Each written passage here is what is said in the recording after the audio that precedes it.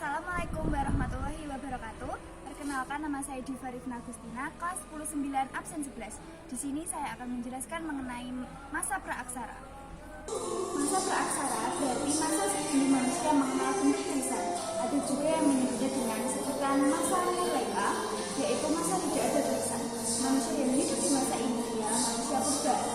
Meskipun masa praaksara tidak mengenal tulisan, namun peninggalan-peninggalan yang ditinggalkan oleh manusia yang hidup di masa itu seperti artefak dan fosil.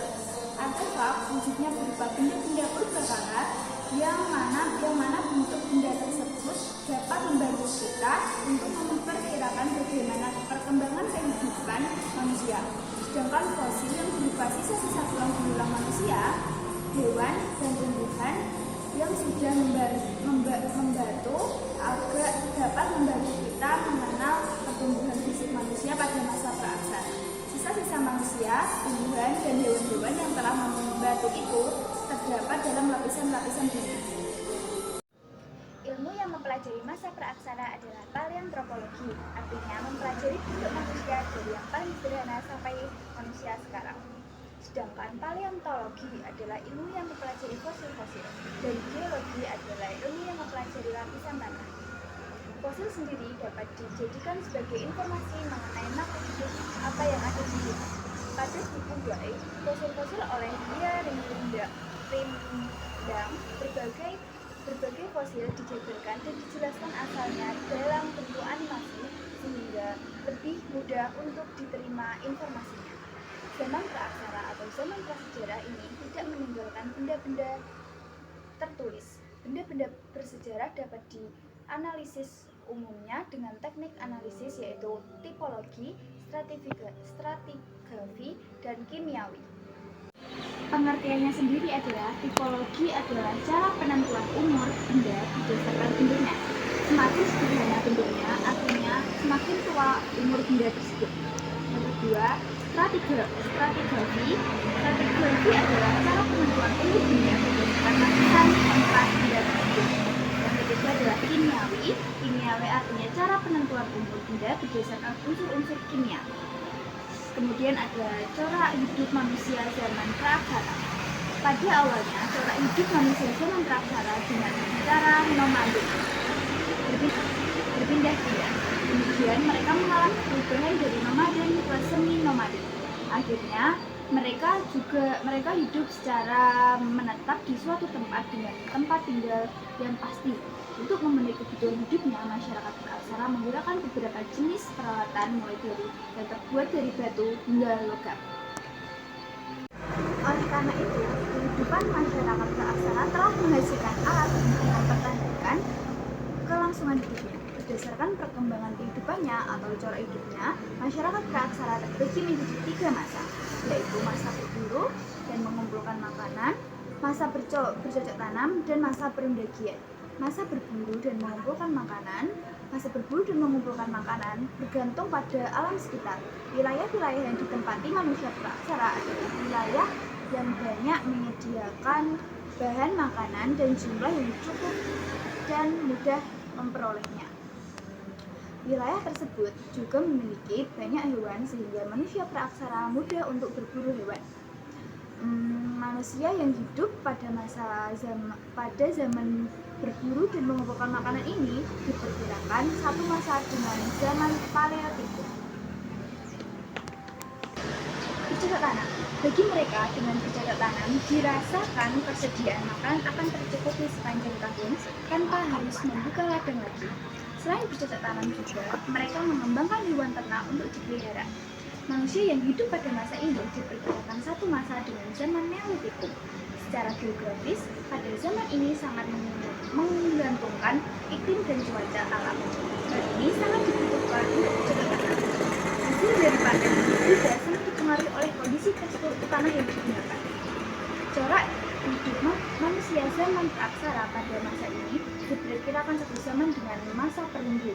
Pada zaman ini, peradaban manusia sudah mencapai tingkat yang tinggi. Hal ini ditandai munculnya sekelompok orang yang memiliki keahlian tertentu dalam pembuatan gerabah, pembuatan perhiasan, serta pembuatan perahu. Yang paling menonjol adalah pembuatan bahan-bahan dari logam. Dengan muncul masa pendakian, maka secara umum berakhirlah masa praksara di Indonesia. Walaupun dalam kenyataan ada beberapa daerah di pedalaman yang masih berada kegiatan berdagang mulai berganti ke persawahan. Kegiatan persawahan memungkinkan adanya pengaturan masa bercocok tanam, sehingga mereka tidak hanya bergantung pada kondisi iklim dan cuaca, namun juga berpikir kapan waktu yang tepat untuk bercocok tanam dan waktu yang tepat untuk berternak. Kondisi geografis inilah yang perlu dicermati agar mereka tidak gagal panen. Mereka belajar ilmu alam, dan dari alam mereka mengetahui arah angin, berlayar antar pulau, mencari penghasilan di laut, dan melakukan perdagangan antar pulau. Selanjutnya, saya akan menjelaskan mengenai sistem kepercayaan pada masa praaksara. Corak kehidupan masyarakat praaksara memiliki sistem kepercayaan yang diperkirakan tumbuh pada masa berburu dan mengumpulkan makanan tingkat lanjut, atau biasa disebut dengan masa bermukim dan berladang, yaitu terjadi pada masa Neolitikum. Bukti yang turut memperkuat adanya corak kepercayaan pada zaman praaksara adalah ditemukannya lukisan perahu pada Nukera. Lalu, lukisan tersebut menggambarkan kendaraan yang akan mengantarkan roh nenek moyang ke alam baka. Hal ini membuktikan bahwa pada masa tersebut sudah mempercayai adanya roh. Seiring dengan perkembangan kemampuan berpikir, manusia mulai merenungkan kekuatan-kekuatan lain di luar dirinya. Oleh karena itu, muncul berbagai sistem kepercayaan yang diyakini oleh manusia praaksara, yaitu antara lain animisme, dinamisme, dan totemisme. Ya, kemudian saya akan menjelaskan mengenai animisme. Kata animisme berasal dari bahasa Latin anima, yang berarti roh, seperti dalam buku Sejarah Asia Tenggara 2023 karya M.C. Rickless. Animisme adalah sistem kepercayaan yang memuja roh nenek moyang atau makhluk halus.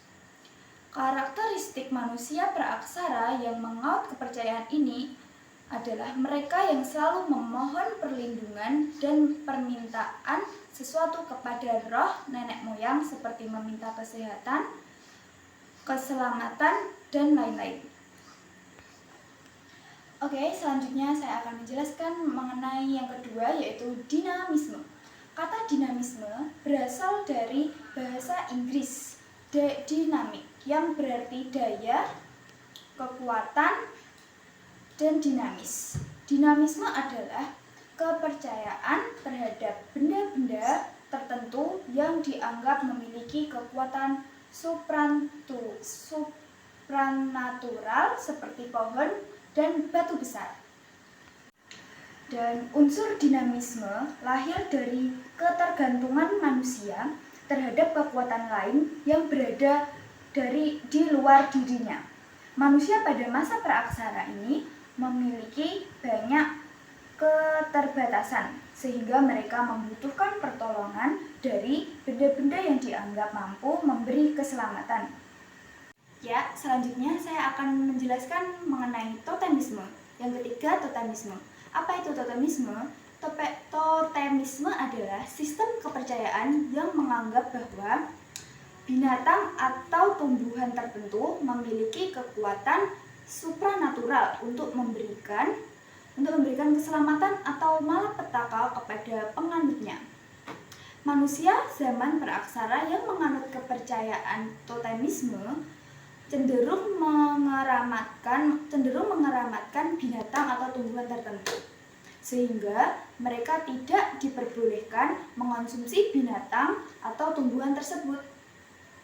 Nah, dengan mempelajari corak hidup manusia zaman praaksara, kita menjadi tahu bahwa manusia mengalami proses berpikir yang terus berkembang, dan tentu semua itu muncul atas dasar rasionalitas manusia dalam merespon fenomena yang terjadi. Nah, itulah penjelasan tentang cara hidup manusia zaman praaksara yang menjadi latar belakang kebiasaan manusia hingga saat ini. Baik, itu saja penjelasan dari saya mengenai masa praaksara. Bila ada tutur kata yang salah, mohon dimaafkan. Wassalamualaikum warahmatullahi wabarakatuh.